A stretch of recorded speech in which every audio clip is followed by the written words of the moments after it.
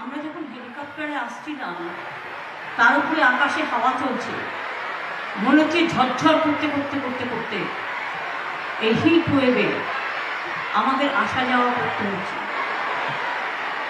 আগে আমি কখনো দেখিনি 3 মাস ধরে ইলেকশন চলছে, এই প্রথম বিজেপির কথায় ইলেকশন কমিশন 3 মাস ধরে লোককে কষ্ট দিচ্ছে। ইলেকশনে কত মানুষ মারা যাচ্ছে, কত মানুষের ক্ষতি হচ্ছে। কালকেও আমি দুঃখিত যে আমার বলরামপুরে একজন জেলা পরিষদ প্রার্থী মারা গেছেন, তাকে মারা হয়েছে। গত পরশুদিন বাগুইহাটিতে আমার একজন কর্মী মারা গেছে। কই, তখন তো এনআইএ আসে না, সিবিআই আসে না, ইনকাম ট্যাক্স আসে না, আর কথায় কথায় মানুষকে ধমকানো, মানুষকে চমকানো, মানুষকে ভয় দেখানো। বিজেপি জেনে রেখো, এবারই তোমাদের শেষবার, তোমরা ক্ষমতায় আর কোনো দিনও আসবে না, মানুষ তোমাদের চিনে নিয়েছে। আমার সাথে আমাদের প্রার্থী খলিলুর রহমান আছে, যিনি দীর্ঘদিন ধরে খুব অনুগত সৈনিক হিসেবে দলে কাজ করেছেন এবং পার্লামেন্টেও খুব ভালো পারফরমেন্স করেছেন। আমার অন্যদিকে আছে জাকির হোসেন, যাকে আমি পার্সোনালি খুব ভালোবাসি।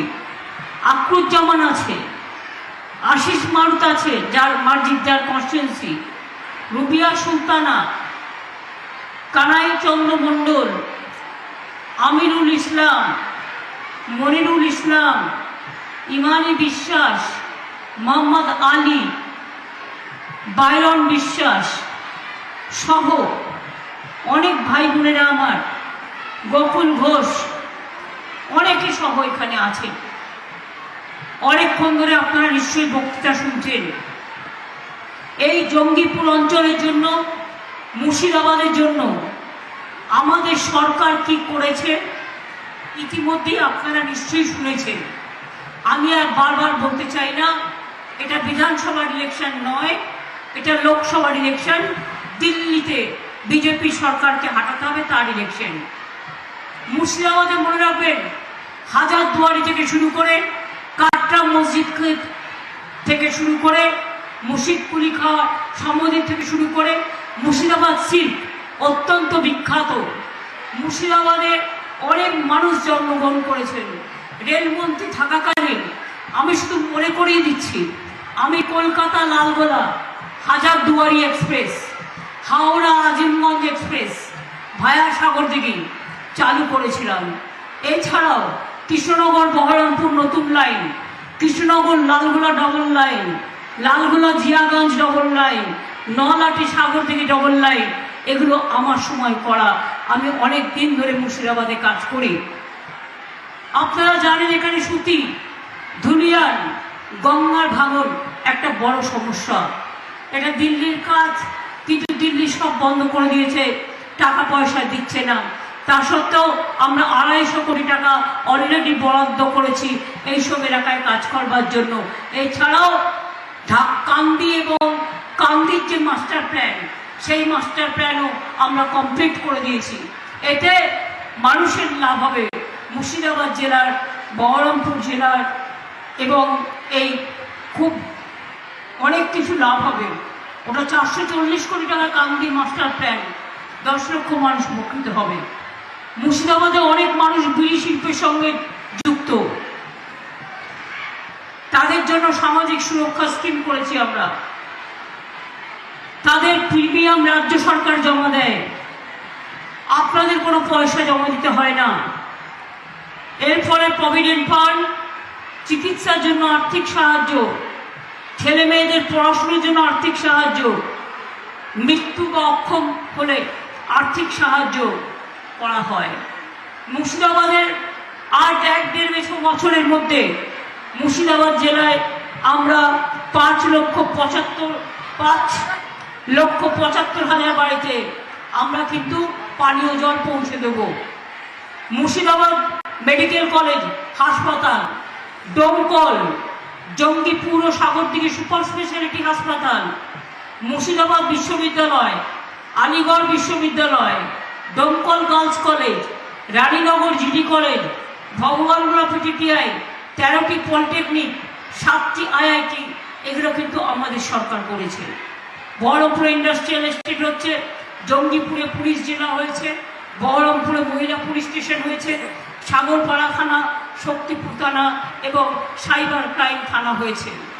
সাগরদিঘি তাপবিদ্যুৎ প্রকল্প একটা বড় প্রকল্প, 4র্থ পর্যায়ের কাজ 1600 মেগাওয়াটের কমপ্লিট হয়ে গেছে, হাতে নেওয়া হয়েছে আরও 660 মেগাওয়াটের কাজ। অর্থাৎ আমরা যতটা পেরেছি মুর্শিদাবাদকে হেল্প করবার চেষ্টা করেছি। সব জেলাকেই, মুর্শিদাবাদ বলুন, মালদা বলুন, আগে কিছুই ছিল না।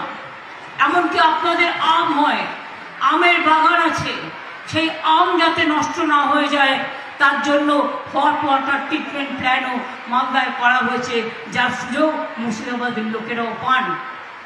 আপনাদের সিল্ক, এটা হচ্ছে রাজশাহী সিল্কের যে কোয়ালিটি, আপনারা তার থেকেও ভালো কোয়ালিটি আজকে মুর্শিদাবাদে তৈরি করছেন।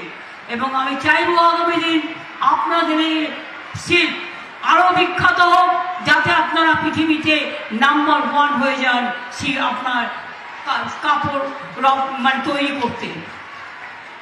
আপনারা শুনলে অবাক হয়ে যাবেন, ভারতবর্ষের মধ্যে প্রথম 92 লক্ষ সেলফ হেল্প গ্রুপের মেয়েরা ইন্ডিয়াতে নাম্বার 1, তারা কাজ করে নিজের পায়ে দাঁড়িয়েছে, হাজার হাজার কোটি টাকা বিনিয়োগ করে তারা কিন্তু আজকে নিজের পায়ে দাঁড়িয়েছে।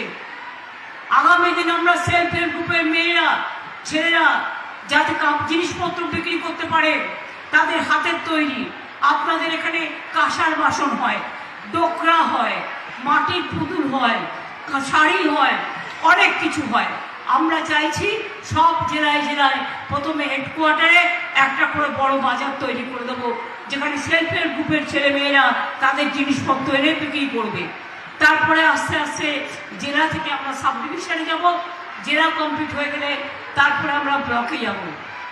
এছাড়াও মাইনরিটি সেন্টার, কিষাণ তীর্থ, পথসাথী, শিক্ষাশ্রী, কন্যাশ্রী, লক্ষ্মীর ভাণ্ডার, আদিবাসী ভাতা, সবুজ সাথী সাইকেল, স্মার্টফোন, কৃষকদের 10,000 টাকা ভাতা, এমনকি যারা সমুদ্রে যায়, এই সময়ে যেতে পারে না, তাদের জন্য 2 মাসের জন্য 10,000 টাকা দেওয়া হচ্ছে।